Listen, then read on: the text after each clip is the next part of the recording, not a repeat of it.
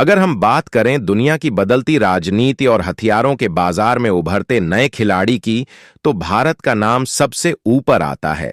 हाल के कुछ सालों में भारत ने न केवल अपने डिफेंस सिस्टम को मजबूत किया है, बल्कि हथियारों के बाजार में एक बड़ा एक्सपोर्टर बनकर उभरा है। खास बात यह है कि भारत अब हथियार सिर्फ बेचता नहीं है, बल्कि अपनी कूटनीति से यह तय करता है कि किसे बेचना है और किसे मना करना है। सबसे पहले आर्मेनिया और अजरबैजान के लंबे विवाद को समझते हैं। नागोर्नो काराबाख का यह विवाद दशकों पुराना है। दोनों देश इस क्षेत्र पर अपना दावा करते हैं और इस मुद्दे पर कई बार युद्ध भी हो चुका है। लेकिन इस बार मामला अलग है। आर्मेनिया ने इस बार भारत से अत्याधुनिक हथियार खरीदकर अजरबैजान के खिलाफ मोर्चा खोल दिया है।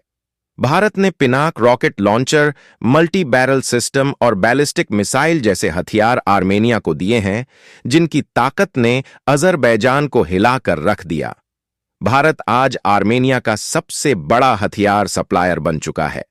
आर्मेनिया ने भारतीय हथियारों का इस्तेमाल करके न केवल अपनी रक्षा की, बल्कि अजरबैजान को हर मोर्चे पर झुकने पर मजबूर कर दिया।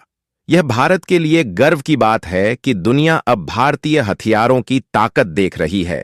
जब अजरबैजान को यह एहसास हुआ कि भारतीय हथियार उनकी हार का कारण बन रहे हैं, तो उन्होंने भारत से हथियार खरीदने की योजना बनाई। लेकिन चूंकि अजरबैजान पाकिस्तान और तुर्की का करीबी सहयोगी है, इसलिए उन्हें यह डर था कि भारत सीधे हथियार बेचने से मना कर देगा। इसीलिए अजरबैजान ने एक तीसरे फ्रेंडली देश के जरिए भारत से हथियार खरीदने की कोशिश की। उन्होंने सोचा कि भारत पैसे के लालच में आकर अपनी प्राथमिकताएं भूल जाएगा, लेकिन भारत ने ऐसा जवाब दिया जिसने अजरबैजान और उनके बिचौलिए देश की पोल खोल दी। भारत ने साफ साफ कह दिया कि किसी भी देश को हथियार खरीदने के लिए सीधे हमसे बात करनी होगी, और अगर वह देश हमारे खिलाफ है तो हम उसे किसी भी कीमत पर सप्लाई नहीं करेंगे। यह जवाब अजरबैजान के लिए एक बड़ा झटका था। यह कोई पहली बार नहीं है जब अजरबैजान ने भारत के खिलाफ कश्मीर मुद्दे पर हमेशा पाकिस्तान का साथ दिया। भारत के खिलाफ संयुक्त राष्ट्र और अन्य मंचों पर तुर्की और पाकिस्तान के साथ मिलकर बयानबाजी की।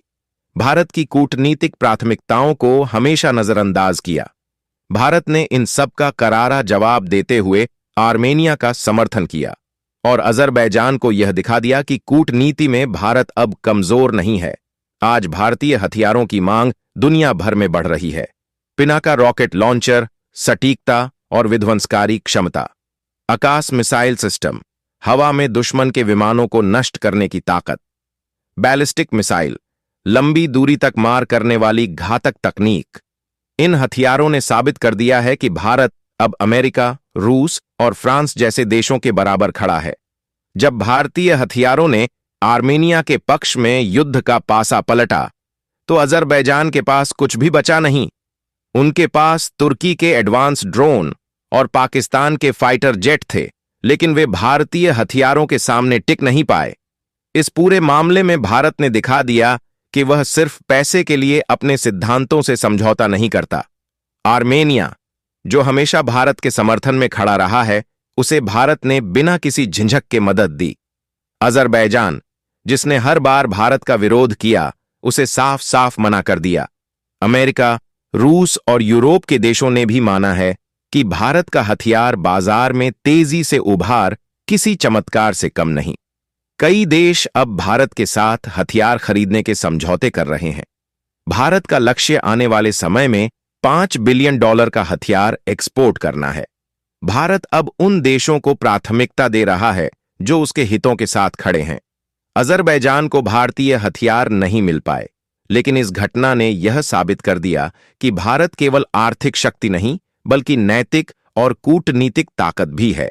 यदि आपको यह जानकारी अच्छी लगी हो तो चैनल को सब्सक्राइब जरूर करें।